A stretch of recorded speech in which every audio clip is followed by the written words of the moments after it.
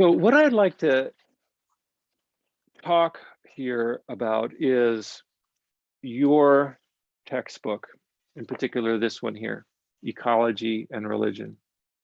And there's one chapter in here that is highlighting the role of Confucianism, and that is chapter 7, right? So what this particular lecture will be connected to that chapter, and it would be really beneficial if you read that chapter alongside this lecture, because I think it will help to back it up. So let's start with a context.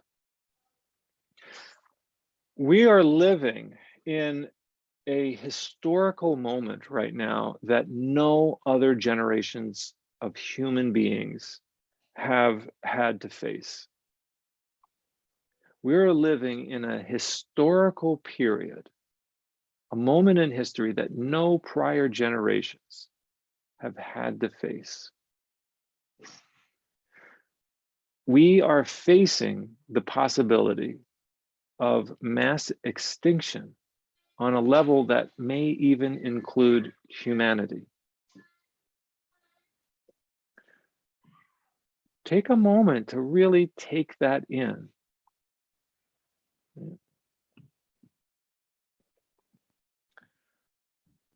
The choices that our society, our culture, and the cultures and countries around the world, the choices that we make collectively and individually will affect this planet for thousands of years to come, no doubt. They already are affecting the planet for thousands of years to come.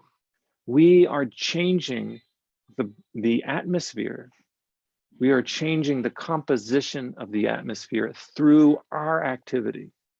By that, I mean the releasing of carbon dioxide. We are changing the biosphere. By that, I mean the animals, the plant life that has lived for millions of years in a fairly stable climate.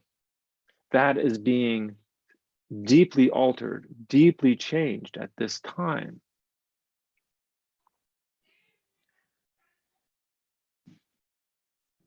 If this is true, if we are in a historical moment like none other than humanity has faced, if that is true, then the question is, what should we do? What should we do right now? What should our response be? What should our response be collectively as a whole society and individually?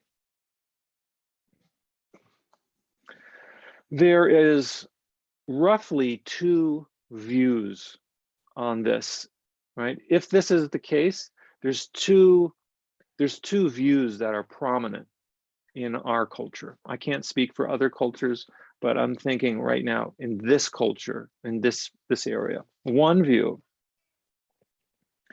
is that humanity is all powerful.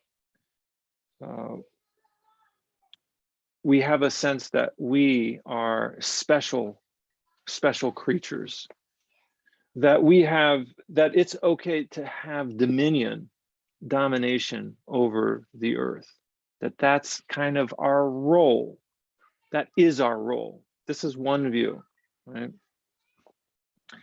Earth is seen as a kind of tool to use, to exploit for our needs, for our benefit. And we, humanity, humans, and individually, personally, see ourselves as separate from the earth. We see ourselves, we perceive ourselves. I'm not saying that we are separate. I'm saying that we perceive ourselves as separate and distinct from the earth and the other creatures that live on the earth. This particular view is called Anthropocentrism, right? So let's take a look at this on the whiteboard.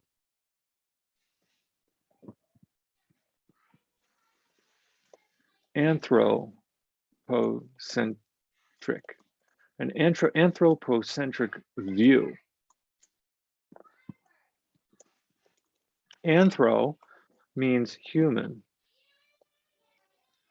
Centric means circling around, right? So a view that is anthropocentric is a view that circles around humans, and it means that humans are what is valuable,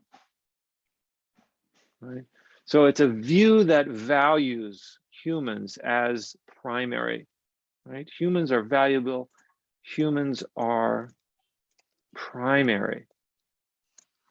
Okay, so that is one of the main views. And if you think about that particular view, I think you can perhaps come up with some examples, right? But we just need to look around and see how we do things, how we operate.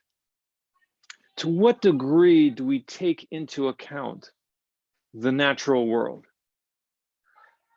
when we do any activity, such as farming, such as construction work, right? Such as road building, such as building houses and homes? To what degree is the natural environment or the earth community taken into consideration? Right, that's the question I have. What degree do we take in?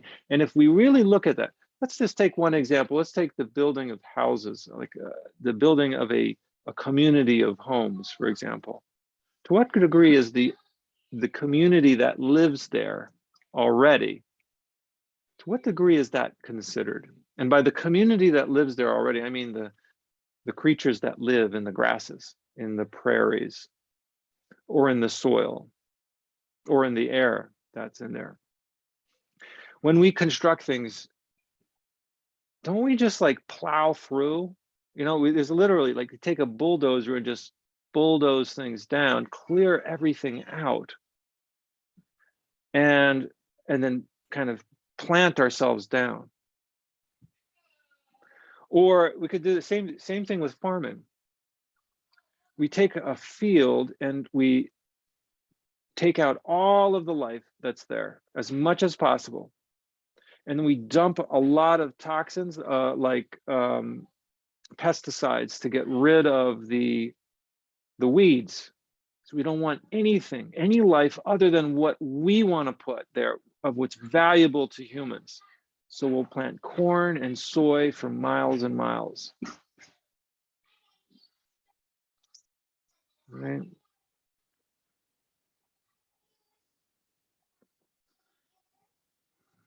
To what degree do our educational systems consider the value of the earth in whatever it is that they're teaching?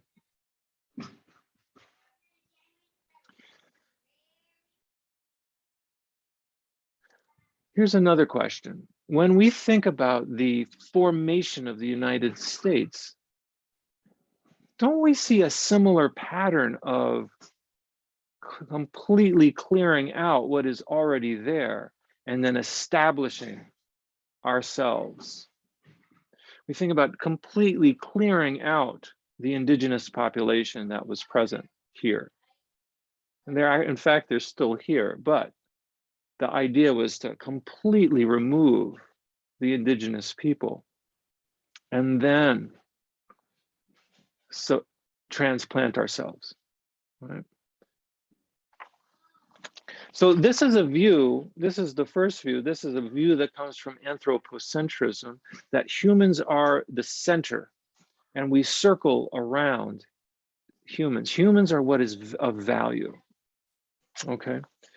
And now here's the opposing, not an opposing view, but the other side of the coin view, that we often feel, so this is the second view, is that we often feel ineffective to do anything about anything. we might feel passive in the face of great destruction. Like, this is way beyond me. Nothing that we do really matters. Nothing. All right, this is the second view. Nothing that we do really matters. Nothing that I do really matters.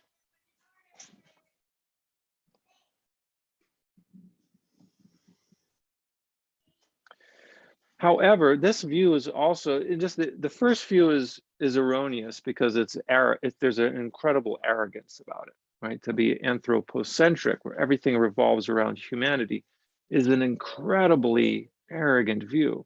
The second view is also problematic because we are irrevocably changing the life systems on this planet by what we do. So every action that we do has consequences that are shaping the planet today. Right? All right, so if this is true, if what I'm saying is true, then what do the world religions have to say about this? What do world religions have to say about these two views in particular? This is going to be the subject of your final paper. So it's something I want you to really think about. You're going to take one of the world religions we've studied and focus on what do they have to say about what's happening to the world around us right now, right? And this is not to say that religion supplies the only answers. However, if we take seriously the problem of climate change and the huge changes that are human induced, if we take that seriously and we look at the source of the problem is not our technology. It's not that our technology isn't advanced enough. Rather, it's our way of being and our way of relating to the planet that it's a way of relating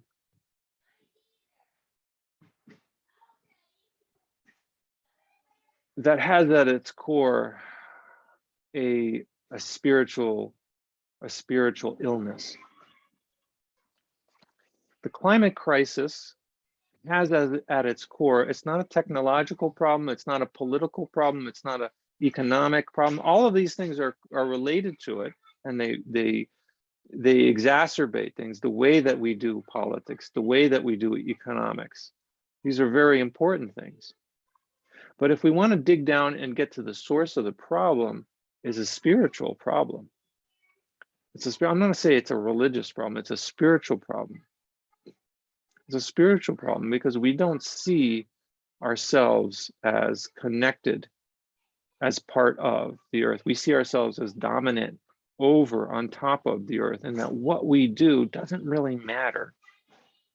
That we can live for our own purposes and not have consideration for the well-being of the others, the non-humans on our planet. What is this? The heart of the spiritual problem for us right now is that we don't see ourselves as part of the planet, embedded in the planet, part of the earth systems. We think of ourselves as somehow special, somehow separate from this earth and from the creatures that have come here before us, and the many species that have become extinct because of our activities. We think of ourselves as somehow superior, somehow special. And I say that as an individual, we think that way, and as a collective, we think that way. Now, there may be individuals among us that see that connection and might write about it or speak about it, but as a whole, we don't think that way. And as individuals, we certainly don't act like we're part of something larger for the most part. So this is a spiritual problem that, you can get the technology to sequester carbon, but if the way that we relate to the planet doesn't change, if our view of who we are as individuals and as human communities, if that view doesn't change, if the way that we relate to the earth doesn't change, it doesn't matter really about the technology, right? Technology is not going to fix any of this. It might help for a little bit, but it's not going to give us the push that we need in order to make real changes, like in-depth changes to our way of being. That has to come from someplace else. That has to come from someplace else. And I'm not saying that it has to come from world religions, but I think that world religions can help us in this regard to a certain degree. And so what we're doing here is we're going to look at Confucianism and how Confucianism may be of some help to humanity.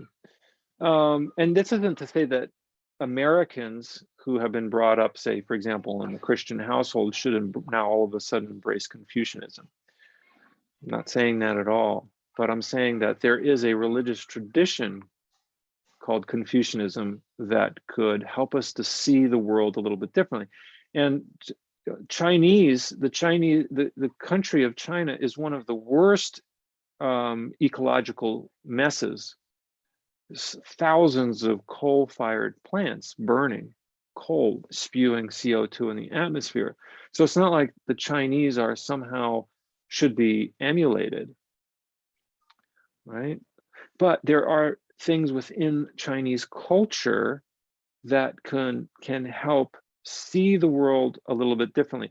And what I want us to do here is to reflect on not just Confucianism, but how thinking about ways that Confucianism can help us see the world differently. I want you to reflect on how your own religious tradition might help you see the world differently, right?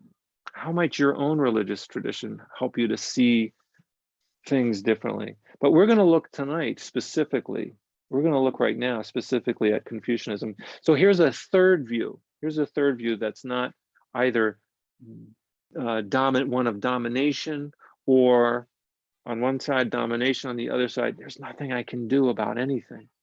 I'm just me. Right? It's a kind of a narrow, very narrow view. Both are very narrow views. So there's a third view, and this third view is called Anthropocosmic. And I'm going to write this word out here, Anthropocosmic. So we said before, anthro has to do with human, and po is centered around the cosmos. So humans, instead of centering around human beings, there is a feeling of humans rather centering around the cosmos. All right, so there's a different kind of way of thinking.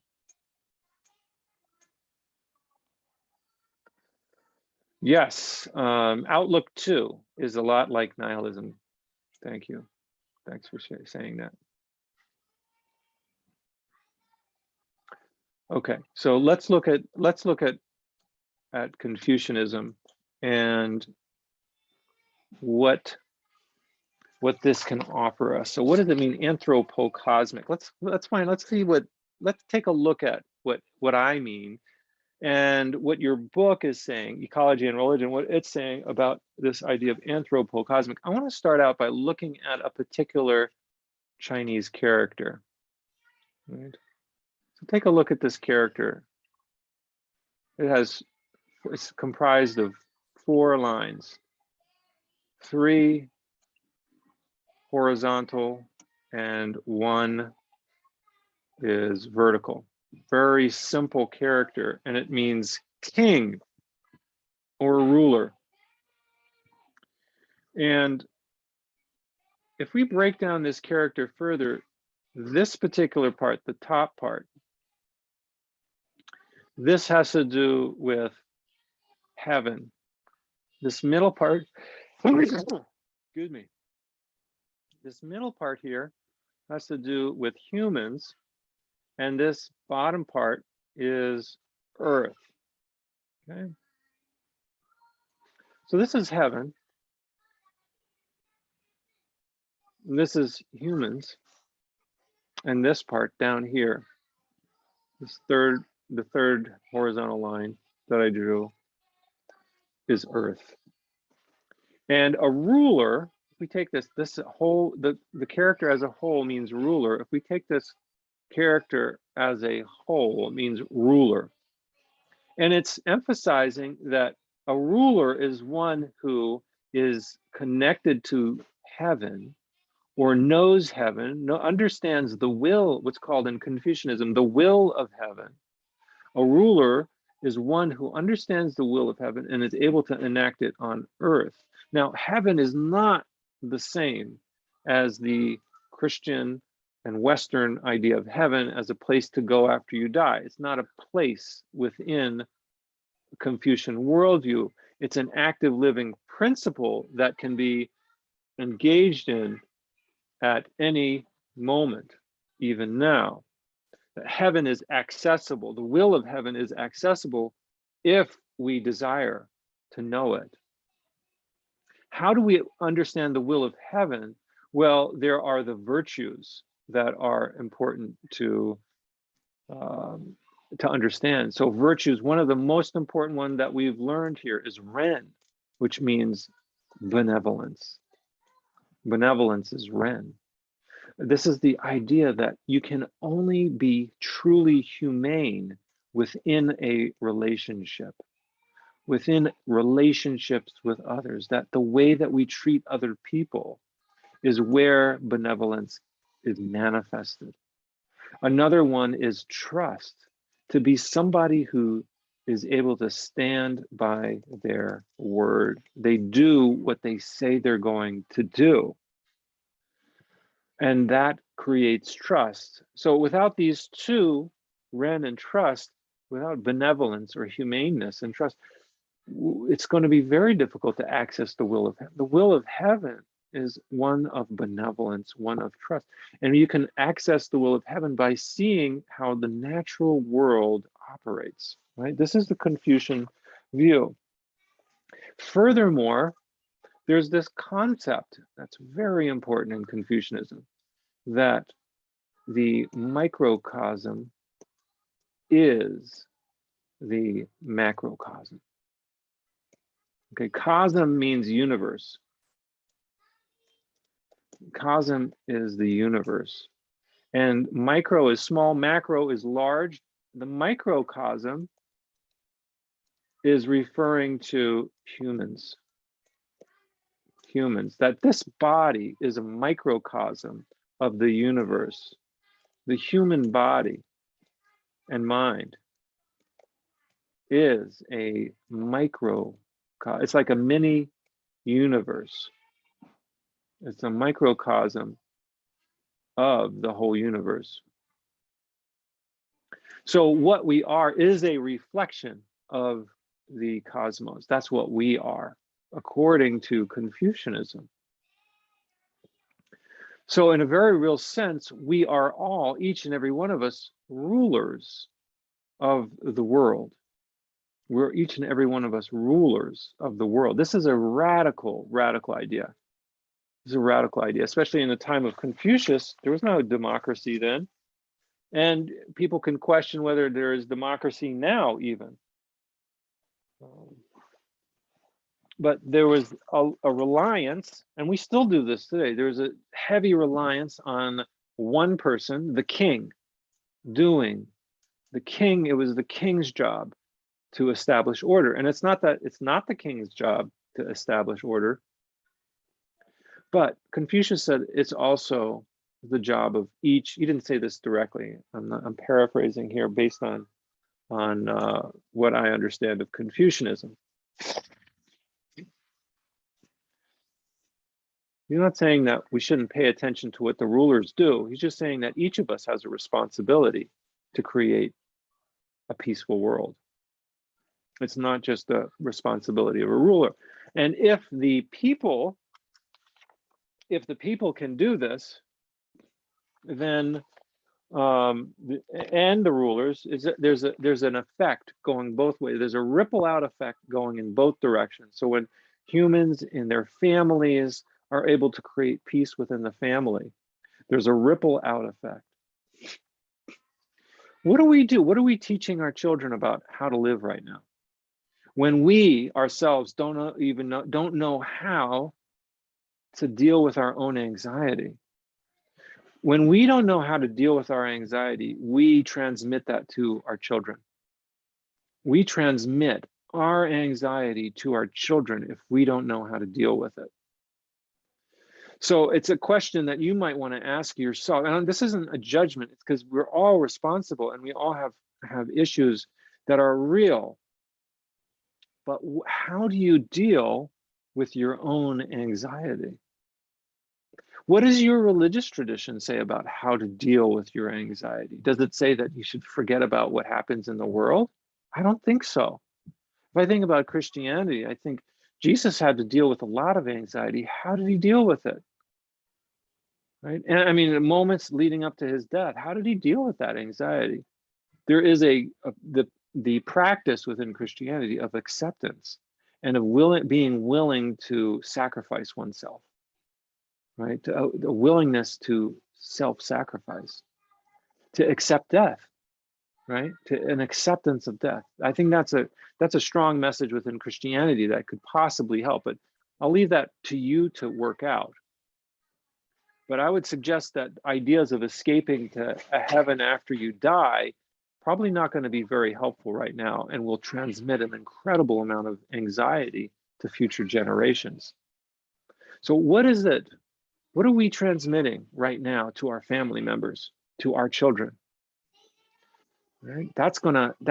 And if we're conscious about this and we can understand, like, well, wait a minute, if I change how I see the world, if I see myself as part of this world, as embedded in it, maybe I'll feel differently.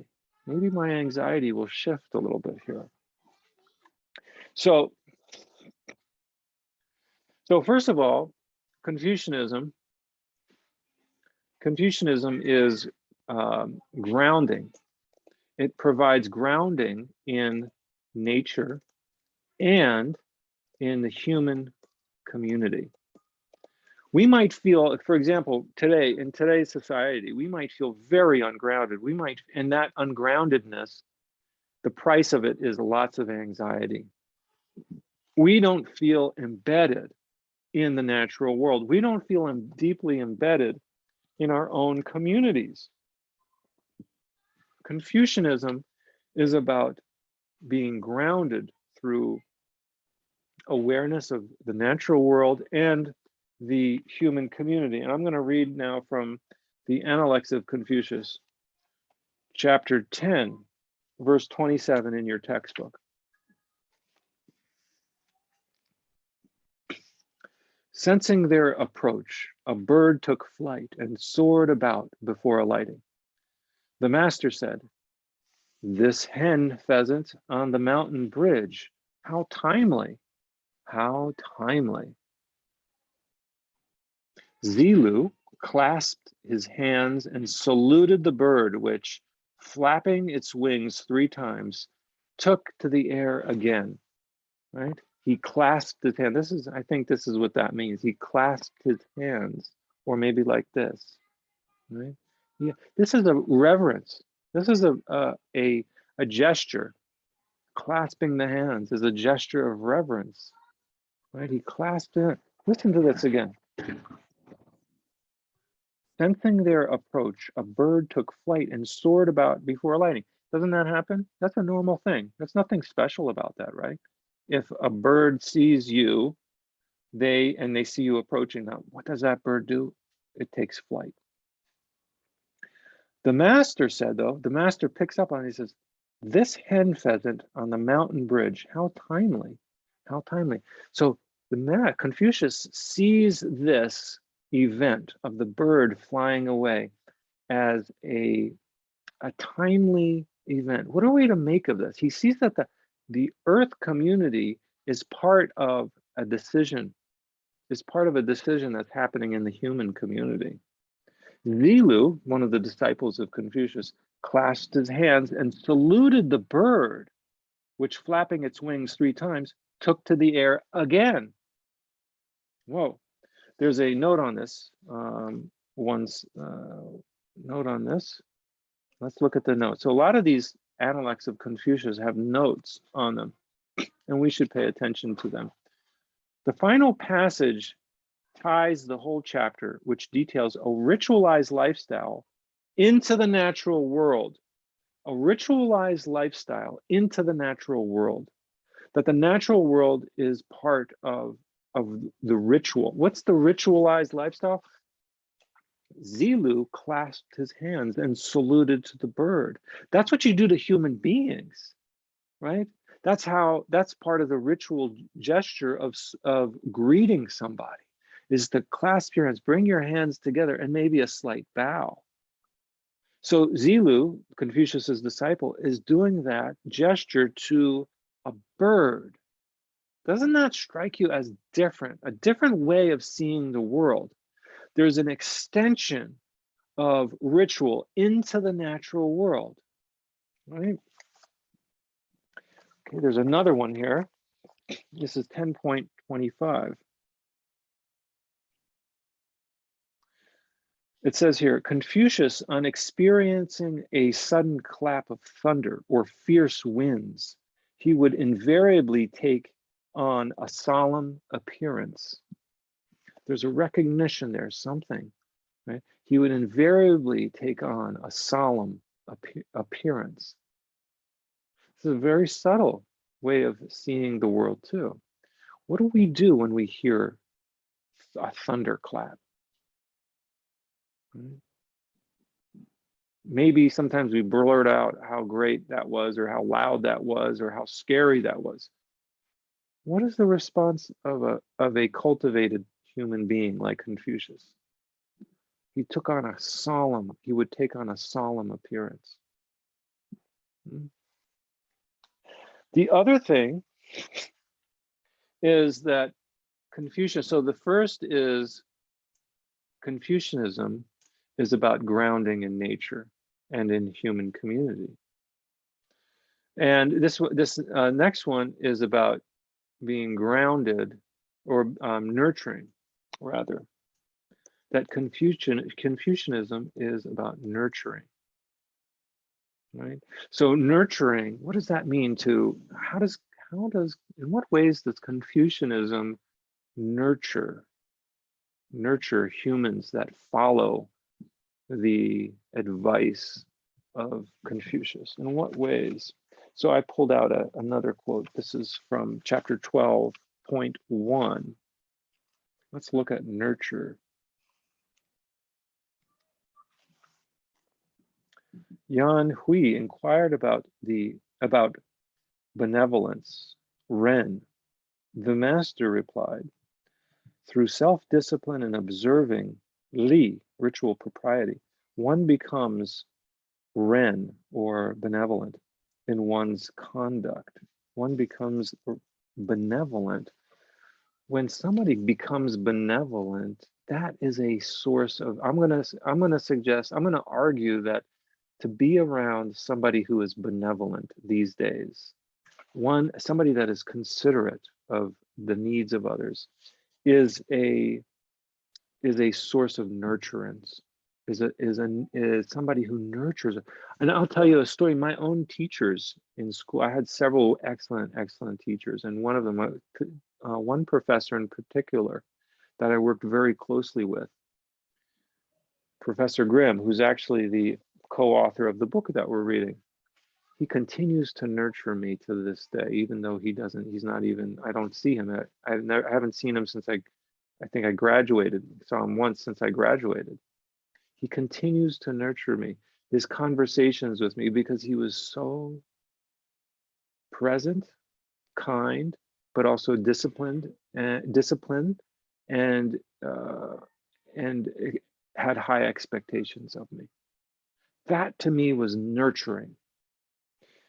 So we know him. I'm not saying that he was Confucian, he wasn't, but we know people who nurture us. It could be our family, right? Family is meant at its best, is the source of being nurtured. And you look at a child and how they go to their mother for nurturing. They want the mother's nurturing and caring and love, or a small baby who needs the milk of the mother, right? Just look at that. And the mother provides the nurturing.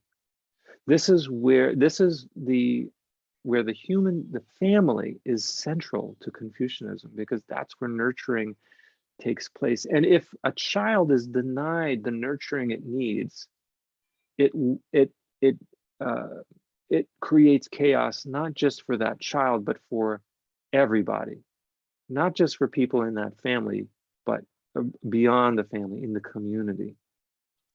Think about people who have issues with drug addiction, or have had a lot of addictions, drug addiction, addiction to pornography, addiction to um, social media. A lot of this stems from not getting the nurturing that we desire, like the true love that we desire from our family. And a lot of people with serious addiction issues, I'm talking about really serious addiction issues that bring them to the brink of death. That's a lot of it stems from childhood traumas that got unresolved. Nurturing is a central theme in Confucianism. There's another verse here on nurturing. This 10.4, book 10, and number 4. Oh, listen to this. On passing through the entranceway to the Duke's court, he, namely Confucius, would bow forward from the waist as though the gateway were not high enough. While in attendance, he would not stand in the middle of the entranceway. On passing through, he would not step on the raised threshold. These are all ways, this is ritual propriety, and these are all ways to cultivate oneself, to cultivate benevolence, to cultivate that Ren heart. Wow, yeah, Joe, I've heard the saying, a shunned child will burn the village to feel warmth. Absolutely. Yeah, exactly. And so nurturing is absolutely, yeah, yeah. So if you don't want to have this is kind of the negative way to look at it. If you don't want to have a burned down village, then nurture your children, take care of your children, right? I'm saying this to you, but it's also an admonition to myself. How good am I to my child and to the children that are in my care? How good am I? Am I nurturing? It's a question that we can all ask and continue to ask ourselves, because we know we can do better. We know we can nurture better, right? The third aspect about Confucianism that I want to talk about is as transformational. Right? Confucianism is transformational. It's a different way. It's a different way of seeing the world and our place in it. And by transformation, I mean that there is required cultivation of the heart. And I'm looking at chapter 17, book 17, verse 6. Book 17, verse 6. It says, Zhizhang asked Confucius about Ren. Confucius replied, a person who is, remember, Ren means benevolence, right? Don't forget that. A person who is able to carry into practice 5 attitudes in the world can be considered Ren. What are these 5 attitudes? Asked Zhizhang. Confucius replied, deference, tolerance, making good on one's word, diligence, and generosity. Those are the five. Right? If you are deferential, you will not suffer insult. What does it mean to be deferential? It means to be humble around people, especially those who might have more sway over you, that might determine your future, such as your parents or your boss. It doesn't mean to not question. So this is the problem with Confucianism, is that it often gets translated as unquestioning to one's authority. That has a problem too. That can be problematic too. But deference, having a sense, I would say having a sense of respect, right? And also Confucianism is assuming that the person in the higher position, such as the father or the mother, in relation to the child, that's the person in the higher position. It assumes that they are coming from a place of ren, of benevolence, right? That's the only way that this system works. If the person who is in the authority role, the mother or the father, does not have benevolence, does not have kindness, cannot see things in a reciprocal way, cannot put themselves in the shoes of the other, then it's going to break up the system as well. So you can't just, it's not blind adherence to authority. That doesn't work either, right? So that's what I'm trying to get with deferential. Deference. You will not, if tolerant, that's number two. If you're tolerant, you will win over the many. If you're tolerant, right? That means if you might not like what everybody does, but can you cultivate a certain degree of toleration for it? Then he says, you'll win over the many. If you make good on your word, others will rely upon you. Man, that's a hard one to live up to be good on your word. But be careful what you say. Be careful what you say to other people, right?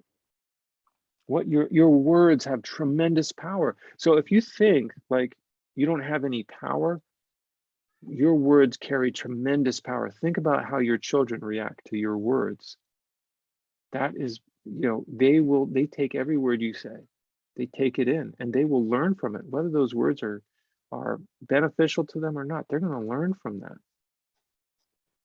You are powerful and what you say matters. If diligent, you will get results, right? You got to put some effort into what you want. If generous, you will have the status to employ others effectively, right? If you're generous. All right.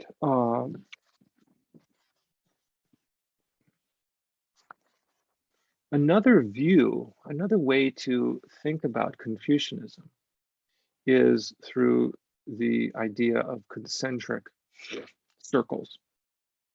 All right, so imagine these circles starting out as the human embedded in the family, right? This is the human. This inner circle is the human, or the individual embedded in the family, the second circle, which is embedded in the local community, which is embedded in the state, which is further embedded in the natural world, like the rungs of a tree, right? That's the view coming from Confucianism.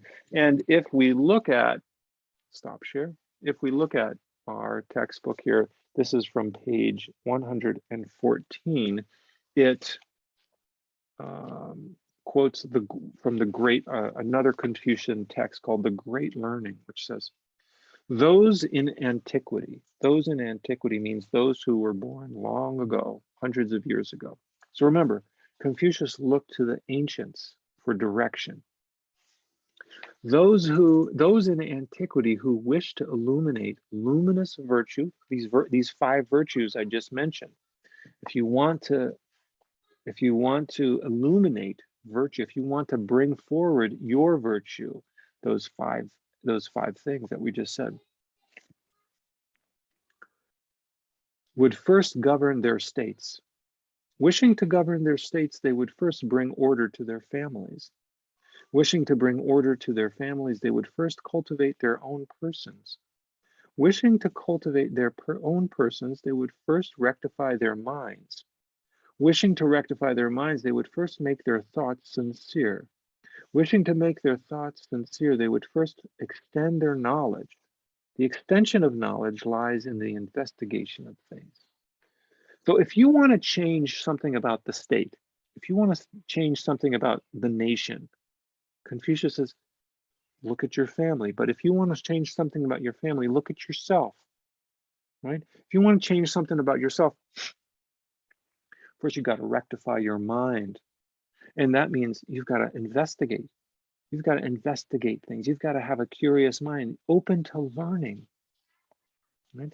So peace in the world begins with openness to learning about this world, being curious about it, finding out the reasons for things, or being curious about others, right? Why is somebody doing something like that?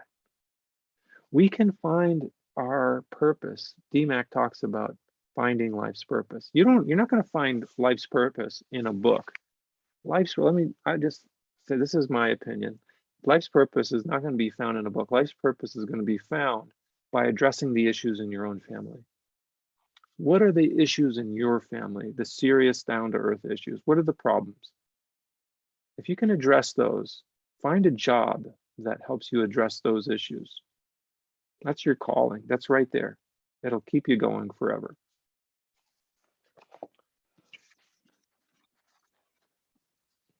So this,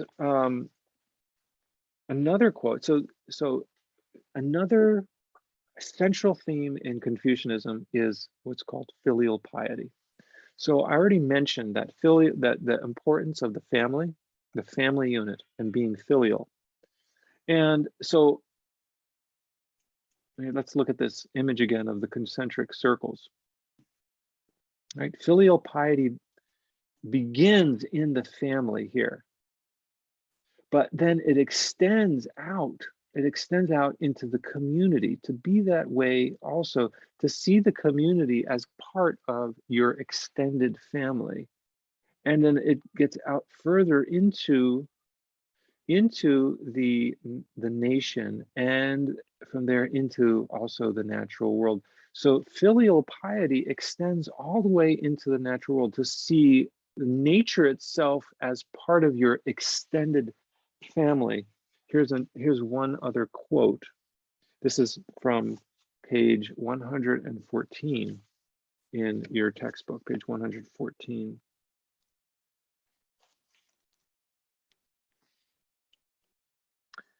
This is Chiang Tsai's Western inscription. It says, "Heaven is my father and earth is my mother, and even such a small creature as I find an intimate place in their midst."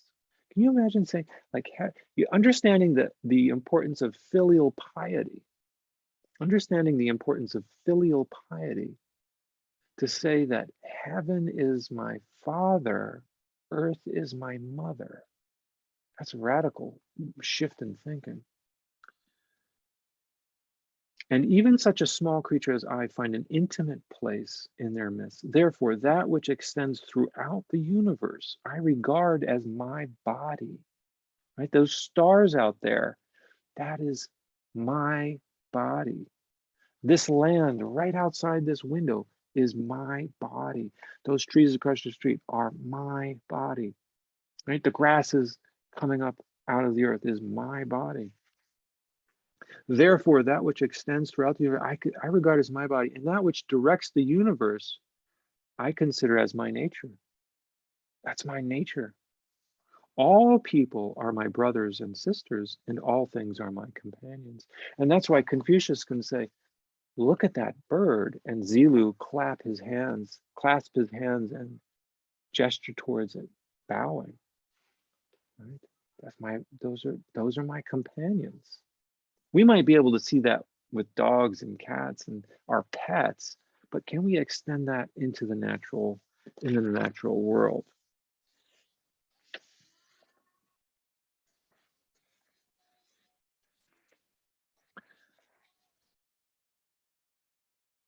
All right. I'm going to stop there and thank you all for listening to this little lecture. And from here, what I'd like to do is have us start a discussion. All right. And here is the discussion prompt. Here's the discussion prompt for us. Moment.